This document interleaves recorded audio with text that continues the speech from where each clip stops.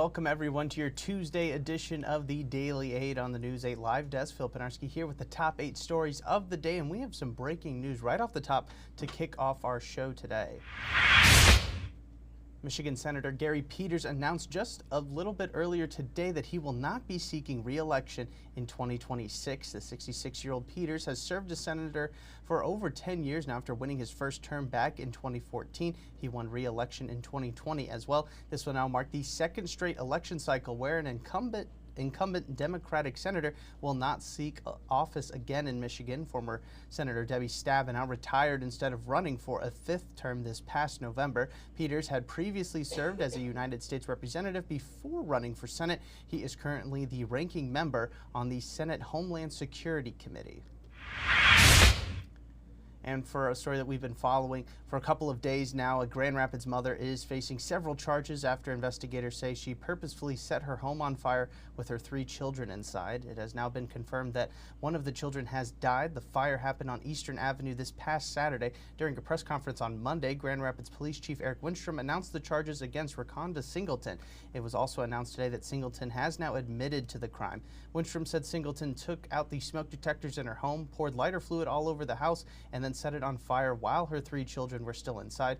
2 of the children were treated at a hospital, but 12-year-old Shamaya Stewart died on Monday after being in critical condition at Helen DeVos Children's Hospital. A GoFundMe page has been set up for Shamaya's family. Singleton was charged with first-degree arson and 3 counts of child abuse.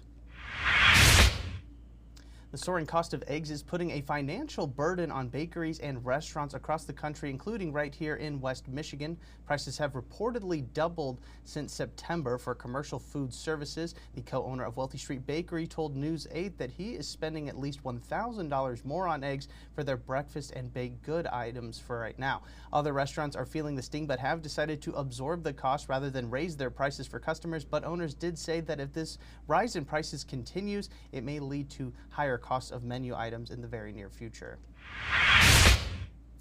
The Michigan Department of Natural Resources is looking to bring a once native fish back to the waters in the state. The Arctic grayling was once considered extinct back in the 1930s, but the agency is now working with local tribes in the area to place approximately 400,000 eggs in 3 different rivers later this spring. The hope is to once again bring the Arctic grayling back to Michigan after the species was killed off due to overfishing, log jams destroying spawning areas, and non-native trout coming into the waters. This is not the first time the DNR has tried bringing back the Arctic grayling. They tried it back in 2016 as well, with populations from Alaska and Canada.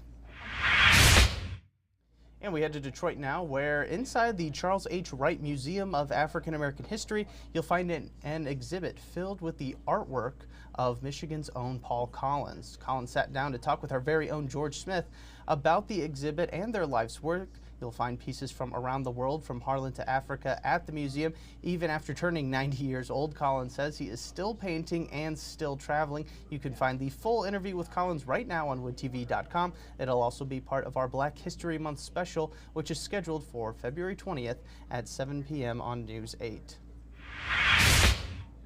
And the recent stretch of harsh weather that we've been having here in West Michigan has left the region's blood supply dangerously low. The Arctic blast caused many issues for us, from dangerous travel conditions to major delays and cancellations, and that's part of actually why the blood supply has dipped so low. Dr. Dan Waxman, the Vice President and Transfusion Medicine at Versity Blood Center of Michigan, says that they only have about a 1-day supply of blood at this time after having to cancel some of their mobile blood drives. The typical amount that they would like to have is about 3 days worth of blood. Dr. Waxman is asking for more donations at this time to avoid any delays in treatments for those in need. If you would like to make a donation, we do have ways for you to make an appointment over on woodtv.com. Let's step aside now and get you a look at your forecast today with the help of Storm Team 8 meteorologist Matt Kirkwood.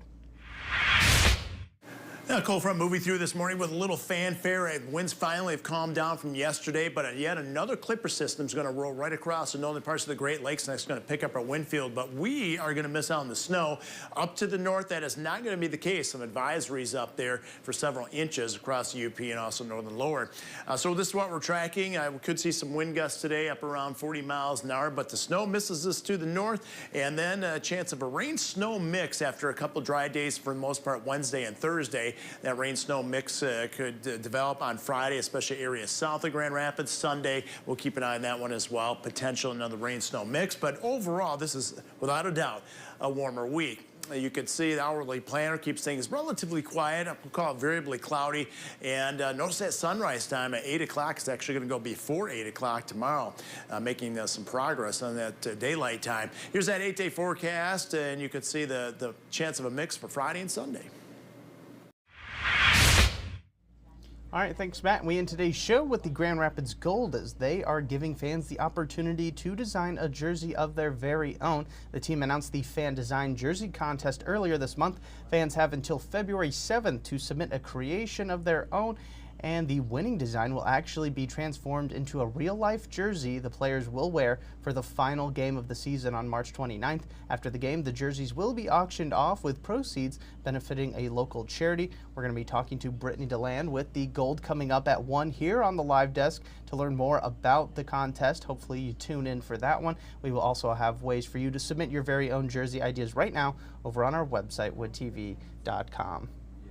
And that is going to do it for us today on the Daily 8. We will, of course, be back again tomorrow with 8 more stories for your Wednesday. I do want to thank everybody so much for tuning into this latest edition of the News 8 Live Desk. I'm Phil Pinarski, and we hope you have a great rest of your day.